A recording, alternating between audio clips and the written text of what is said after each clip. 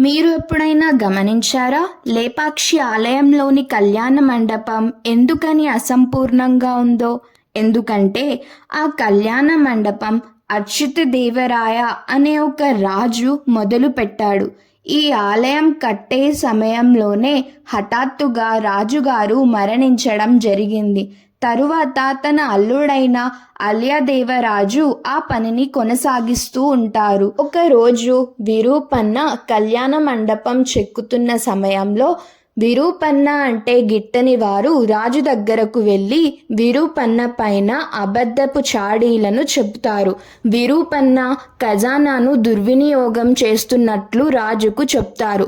అప్పుడు రాజు ఆగ్రహంతో వెంటనే విరూపన్న యొక్క కళ్ళను పీకేయండి అని ఆజ్ఞాపిస్తాడు.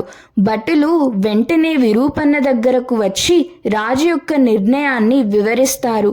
అంతలో విరూపన్న ఏమంటాడంటే, నేను చేయని తప్పుకి ఎవరో వచ్చి నన్ను శిక్షించే కన్నా ముందే నేనే స్వయంగా నా వీరభద్రస్వామికి నా కనులను అర్పించుకుంటాను అని తన 2 చేతులతో 2 కనుగుడ్లను తీసి పక్కనే ఉన్న గోడపైన విసిరాడు. ఇప్పటికీ కూడా ఈ ఆలయంలో ఆ రక్తపు గురుతులతో ఉన్న కనుగుడ్లను మనం దర్శించుకోవచ్చు.